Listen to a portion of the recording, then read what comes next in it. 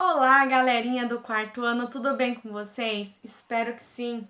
Hoje, na nossa aula de língua portuguesa, nós iremos retomar sobre o assunto do poema visual, ok? Nós iremos falar então sobre os poemas visuais, retomando então as características de um poema. Alguém lembra? Pode falar aí para mim alguma característica? Cita aí, a professora está esperando vocês, ok? Já falaram? Então vamos ver se vocês acertaram. Então as características de um poema são versos, estrofes, presença ou ausência de rimas, né? E o jogo de sentido com as palavras, ok? Vocês acertaram alguma dessas características? Eu acredito que sim, né? Então, diante disso, nós temos o poema visual. Professora, mas o poema não é aquele que só tem rima, que tem estrofe, que tem verso? Sim, também, mas aqui nós estamos falando do poema visual, então o próprio nome já vai falar. Um poema que nós também enxergamos além do que está escrito, né? Ele pode ser escrito com imagens, como a professora mostrou para vocês na semana passada, né? Então, esse poema, o poema visual, ele também diz muito da imagem que é construída, né, na folha de papel ou no computador, enfim, como esse poema é construído, né? Então ele vai além das letras distribuídas em um papel, né? Ele também vai permitir nossa imaginação através da imagem. Por isso, poema visual, né? Lembrando então que os textos, né, a professora já até disse isso durante as aulas de infográfico, né? Então, muitos textos, eles vão unir a junção de letras, né, de palavras e imagens. No poema visual, ele vai utilizar as letras para formar uma imagem, né? Ou para produzir um sentido de uma imagem que o autor está tentando explicar. Então vamos lá, pegue o LA de vocês lá na página 10. LA, Língua Portuguesa, página 10. Ó, sobre esse aqui, ó, poema visual. Então olha só, na número 13, leia o poema a seguir e veja como o poeta distribuiu as palavras pela página. Então observem aqui, ó, que nós temos, qual é a palavra que está escrita aqui, ó, nesse poema? Professora, mas esse é um poema, só tem uma palavra aqui, e isso também é considerado um poema? Sim, é considerado um poema. Observem que nós temos a palavra lixo, lixo. Mas, professora, é só uma palavra. Se eu aproximar esta... Olha só aqui, ó, vou tampar a resposta para vocês. Se eu aproximar, ó, o que nós vemos aqui? Observe no livro de vocês. Nós temos várias outras palavrinhas menores formando a palavra lixo. Então, observe então por que esse é um poema visual. Nós temos dentro da palavra lixo várias palavrinhas, né? Temos outra palavra aqui que vai confeccionando as letras e formar a palavra lixo. Olha que legal, que bacana, né? Muito bem. Então observem aqui que os autores, os escritores, né, eles vão utilizar de tipos diferentes de letras para representar o seu poema, né? Aqui neste poema, observem que a palavra lixo está escrito de uma forma mais comum, né? Com letras de uma letra bastão, né? E é uma letra simples, ok? Agora, lá na outra palavra que está formando essas letrinhas, é um tipo de letra mais glamurosa, né?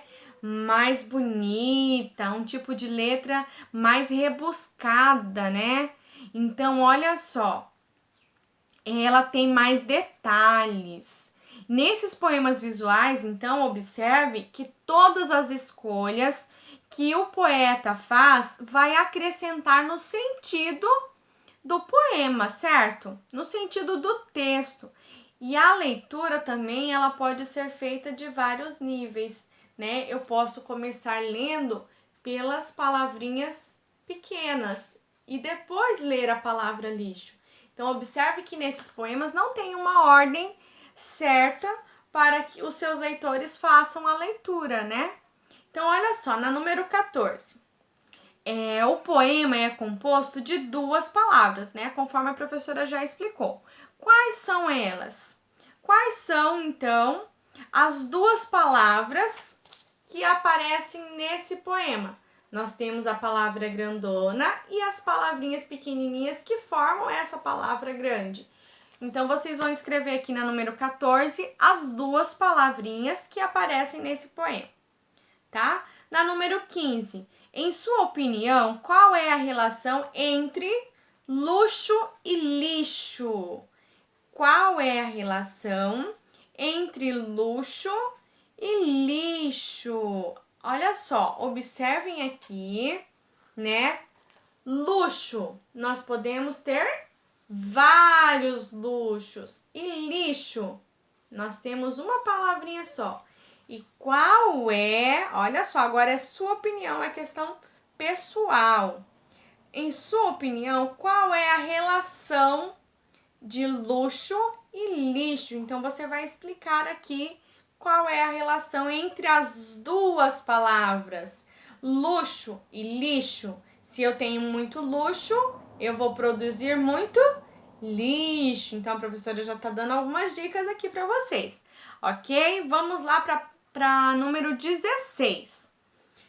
A repetição de palavras confere ao poema uma leitura com sonoridade, uma leitura mais agradável, mais tranquila, né? Uma leitura com sonoridade, com um som agradável, com um som que vai rimar,